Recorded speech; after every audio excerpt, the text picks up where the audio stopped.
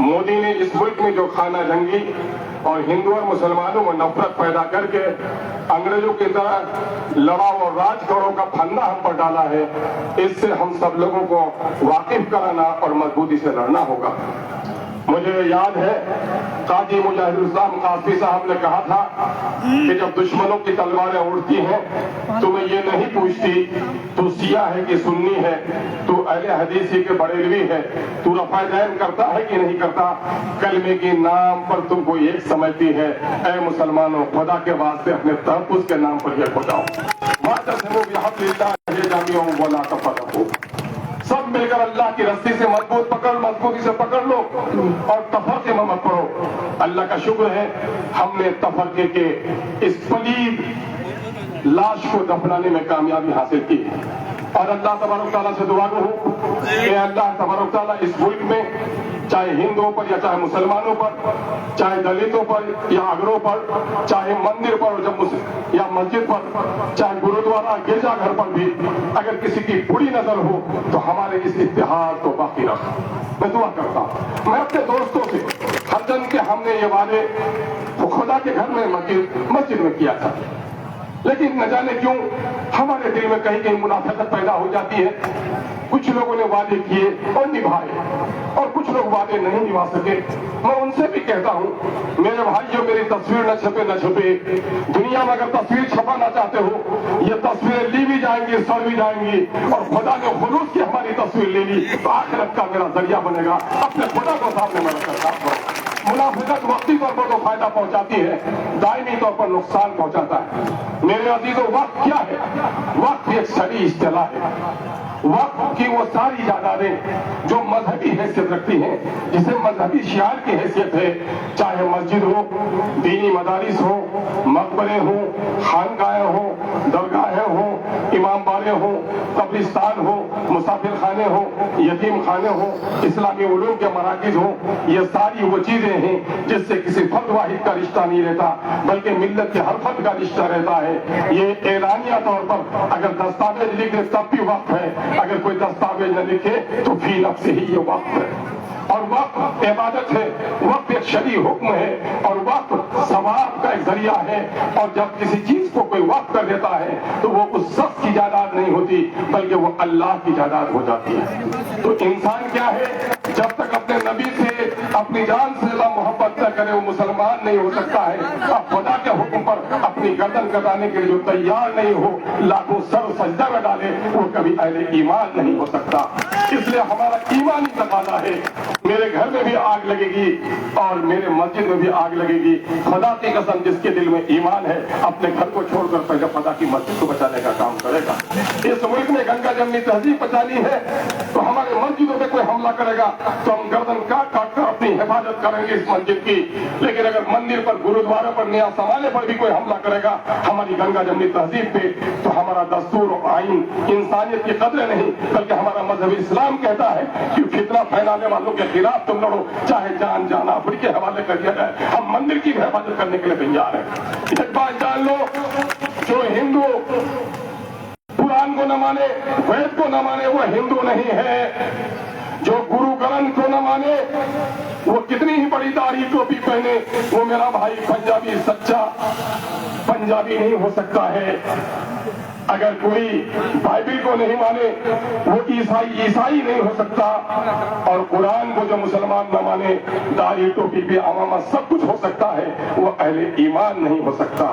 ठीक उसी तरह से इस देश में सब कुछ करने वाला हो, इस देश के खेतों को जोतने वाला हो, सरहदों पर बंदूक लेकर हिफाजत करने वाला हो, पार्लियामेंट में जाकर लोगों के मसाइल की बात करने वाला हो, लेकिन देश के संविधान को जो नहीं मानता वो सच्चा हिंदुस्तानी कभी नहीं हो सकता है।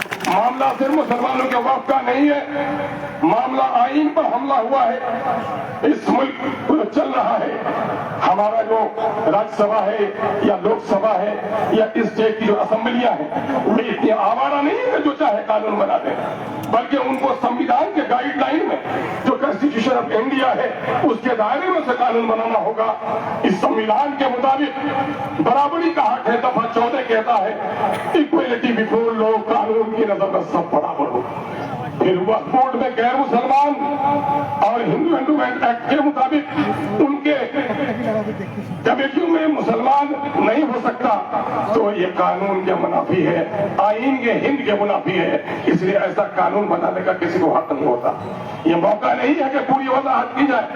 दफा 19, 25, 26, 29, 30 जो मजहबी आजादी, मजहबी इदारों को चलाने की आजादी, जो अपने मन के मुताबिक अपने मजहबी अकायद के मुताबिक इदारा चलाने की आजादी देता है, ये कानून उन तमाम चीजों को सख्त करता है। और मजहबी आजादी हमारा फंडामेंटल राइट है, और जब फंडामेंटल राइट पर हमला होगा तो कोई कानून नहीं बन सकता है, इसलिए काला कानून है। और मैं बता दूं, अगर ये काला कानून नाफिजुल अमल हो जाएगा तो क्या होगा? इससे पहले भी एनआरसी के कानून मुसलमानों को निशाने करके बनाए गए, क्योंकि मोदी ने जो वादा किया था अपने वादे पे सच्चा नहीं रह सका। उसने वादा किया था गरीबों से 15 लाख रुपए तुम्हारे खाते में आएंगे, साहबियों से उसने वादा किया था कि मेरा साथ जो काला धन हम वापस लेकर आएंगे, हम करोड़ों को नौकरी देंगे, किसानों को आगे बढ़ाएंगे, सबका साथ सबका विकास करेंगे। मोदी, तुम अपने एक भी वादे को सच साबित नहीं कर सके, पूरे देश का सत्यानाश कर दिया। तुमने अडानी और अंबानी का सिर्फ साथ दिया, करोड़ों नौजवानों को तुमने नौकरी नहीं दी, बल्कि तुमने पकौड़ी बेचने को नौकरी कहकर हमारे गरीबों का मजाक उड़ाया है। तुमने किसानों का भला नहीं किया है, और तुमने सिर्फ मजहब के नाम पर लोगों को लड़ाकर हुकूमत करने की नापाक कोशिश की है। मैं दावे के साथ कह सकता हूँ कि गाय, कब्रिस्तान, मुसलमान, दाढ़ी, टोपी, मस्जिद अगर बीजेपी के हिस्से से निकाल दिया जाए तो मछली जिस तरह बगैर पानी के तड़प पर मर जाती है, ये बीजेपी भी राजनीतिक तौर पर तड़प कर मर जाएगी। इनका काम ही है लोगों को लड़ाना अंग्रेजों की तरह और अपनी रोटी सेकना। लेकिन देश में भी मरोबत बाकी है, गांधी की आत्मा भी बाकी है। मुसलमानों के दरमियान में ऐसे जड़ी लोग भी हैं जो करबल में न मक्तल में न शाह के आगे मोमिन झुकता है फकत अल्लाह के आगे। यही वतन ईमानी है कि बैरिस्टर सौदीन अवैसी ने उस बिल को चाक कर दिया, काबिल को परवाह नहीं करता, और ऐलान किया कि मछली पानी के बगैर जिंदा तो रह सकती है। मुसलमानों के बाप दादे की ये वतन है, मुसलमान किसी भी दुनिया के हिस्से में शरीयत के बगैर जिंदा नहीं रह सकता है। हमारे बाप दादा ने इस मुल्क के सरहदों की भी हिफाजत की है, हमारे बाप दादा ने संविधान की भी हिफाजत की है। हम मोदी जो ये चाहते हो क्या होगा? मैं कहता हूँ इख्तिसार के साथ आजादी के इस 70-78 सालों के दरमियान में 40,000 से ज्यादा सांप्रदायिक दंगे हुए, फिरकाराम फसाद हुए, 90% नुकसान मुसलमानों का हुआ। मीरठ में, गोधरा में, भागलपुर में, मुरादाबाद में, भिवंडी में, और गुजरात की जो तारीख है वो आपके सामने में है, आसाम के नीली में 90% हमारे जवान मारे गए, हमारे कारोबार लूटे, फिर इसकी इज्जत इन गुंडों ने लूटी है। ये मोदी के लोगों ने उन जालियों के गले में माला डाला है, और आज वो मुसलमानों का हमदर्द हो सकता है, यह कतई मुमकिन नहीं है। मेरे भाइयों, इन्होंने मुसलमानों को सामने में रखकर सीएए का कानून बनाया, लेकिन अल्लाह का शुक्र है जब आसाम में प्रैक्टिकली काम किया गया तो मुसलमानों से 4 गुने गैर मुसलमान इसमें थे, मामला रुक देना पड़ा।